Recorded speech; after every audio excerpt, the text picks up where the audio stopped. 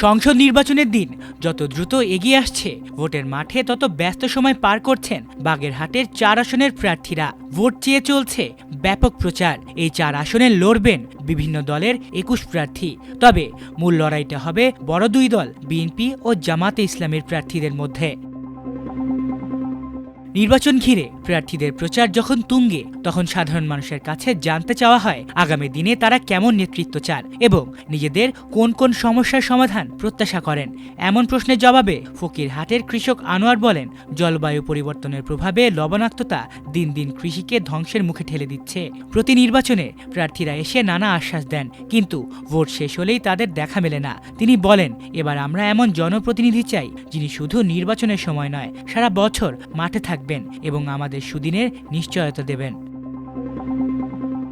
শরণখোলার এক জেলে জানান, দস্যু আতঙ্ক আর ঘন ঘন প্রাকৃতিক দুর্যোগে তাদের জীবন দুর্বিষহ হয়ে উঠেছে। মাছ ধরতে গিয়ে প্রাণ হারানোর ভয় সবসময় তাড়া করে বেড়ায়। তিনি বলেন, আমাদের নিরাপত্তা নিশ্চিত করতে হবে। পাশাপাশি দুর্যোগের সময় বিকল্প আয়ের ব্যবস্থা না থাকলে জেলেদের টিকে থাকা সম্ভব নয়। বাগেরহাট শহরের স্থানীয় এক বাসিন্দা বলেন, একটি গুরুত্বপূর্ণ জেলা হওয়া সত্ত্বেও বাগেরহাটের চিকিৎসা ব্যবস্থা অত্যন্ত নাজুক।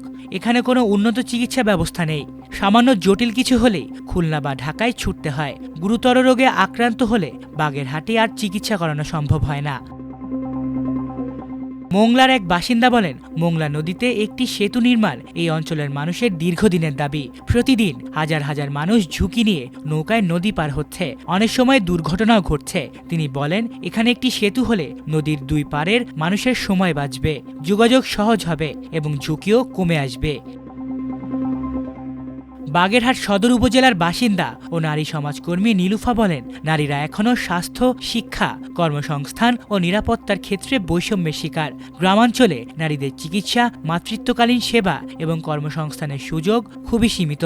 আমরা এমন জনপ্রতিনিধি চাই যারা নারীর অধিকারকে শুধু স্লোগানে নয়, বাস্তব নীতিমালা ও উদ্যোগের মাধ্যমে নিশ্চিত করবেন। বাগেরহাট ভূমি উন্নয়ন ব্যাংকের ম্যানেজার শাহানুর রহমান শাহিন বলেন, ইতিহাস ও ঐতিহ্যে সমৃদ্ধ বাগেরহাট জেলার যেখানে দিন দিন উন্নতির কথা ছিল, সেখানে আজ জেলা প্রথম শ্রেণী থেকে অবনীত হয়ে 2য় শ্রেণীর জেলায় পরিণত হয়েছে, যা অত্যন্ত হতাশাজনক। তিনি বলেন, আমি চাই এই জেলায় এমন জনপ্রতিনিধি নির্বাচিত হোক যারা বাগেরহাটকে একটি পরিকল্পিত নগরীতে রূপান্তরিত করতে পারবে। বাগেরহাট জেলায় 4টি সংসদীয় আসনে এবারের নির্বাচনে মোট 21 প্রার্থী প্রতিদ্বন্দ্বিতা করছেন। এর মধ্যে দলীয় মনোনয়নে 18 জন এবং স্বতন্ত্র প্রার্থী হিসেবে 3 জন নির্বাচনী মাঠে রয়েছেন। এই 3 স্বতন্ত্র প্রার্থীর মধ্যে বাগেরহাট 2 আসনের সাবেক সংসদ সদস্য এমএইচ সেলিম প্রতিদ্বন্দ্বিতা করছেন বাগেরহাট 1, 2 ও 3 আসনে। তিনি বলেন, আমি বাগেরহাট 2 আসনের সাবেক এমপি ছিলাম। বাগেরহাটবাসীর কাছে আমি একজন পরীক্ষিত প্রার্থী।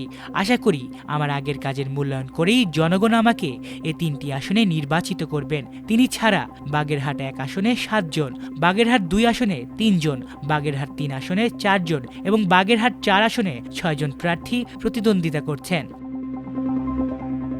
বাগেরহাট 1 আসনে জামাতের প্রার্থী মশিউর রহমান খান বলেন, সুশাসন প্রতিষ্ঠা এবং দুর্নীতিমুক্ত স্থানীয় প্রশাসন গড়ে তোলাই আমার মূল লক্ষ্য।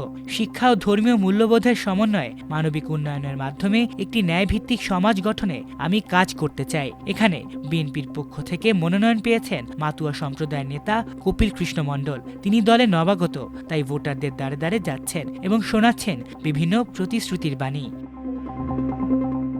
বাগেরহাট 2 আসনে বিএনপির প্রার্থী ব্যারিস্টার শেখ জাকির হোসেন বলেন, এই এলাকার মানুষের দীর্ঘদিনের বঞ্চনার অবসান ঘটাতে হলে শক্তিশালী সংসদীয় প্রতিনিধিত্ব জরুরি। অবকাঠামোগত উন্নয়নের পাশাপাশি কর্মসংস্থান সৃষ্টি ও আইনের শাসন প্রতিষ্ঠায় আমি অগ্রাধিকার দেব।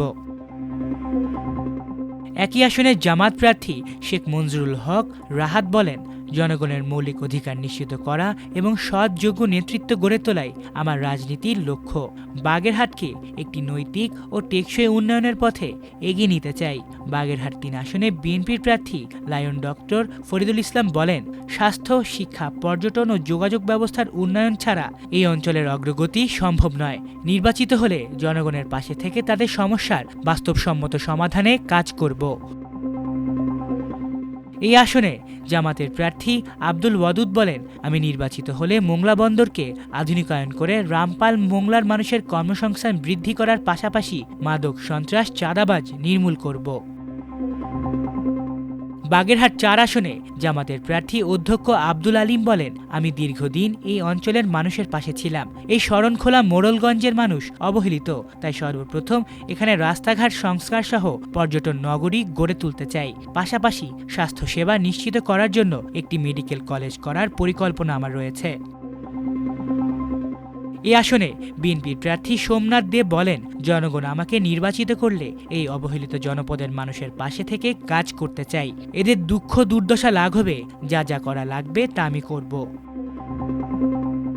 তবে বাগেরহাটের ভোটাররা এবার আর কেবল উন্নয়নের আশ্বাসে সন্তুষ্ট নন, তারা চান নিয়মিত জনপ্রতিনিধির উপস্থিতি, প্রতিশ্রুতির সময়ভিত্তিক বাস্তবায়ন এবং স্থানীয় সমস্যার স্থায়ী সমাধান। তাই এবারে নির্বাচনে মূল লড়াইটা কেবল প্রতিশ্রুতি নয়, বরং বিশ্বাসযোগ্যতা ও দায়বদ্ধতার। শেষ পর্যন্ত জনগণ যাকে সবচেয়ে বেশি বিশ্বাসযোগ্য মনে করবেন তাকেই তারা দায়িত্ব দিতে চান। এটাই বাগেরহাটের মানুষের শেষ কথা। তবে এই আসনগুলোতে স্বতন্ত্র ও বিভিন্ন দলের ২১ প্রার্থী থাকলেও মূল লড়াই হবে জামাত এবং বিএনপির। এর মধ্যে প্রতিটি আসনেই বিএনপির বিদ্রোহী প্রার্থী থাকায় বাড়তি চ্যালেঞ্জ নিতে হচ্ছে দলটির প্রার্থীদের। সেক্ষেত্রে কিছুটা স্বস্তিতে আছে জামাত ইসলামী। ৭৫ ইউনিয়ন ও ৩টি পৌরসভা নিয়ে গঠিত বাগেরহাট জেলায় মোট ভোটার সংখ্যা ১৩,৬১,১১১ জন। ভোটারদের ভোট প্রয়োগের জন্য মোট ভোট কেন্দ্র রয়েছে ৫৪৭টি, যেখানে মোট ভোট কক্ষ থাকবে ২,৬৫৯টি।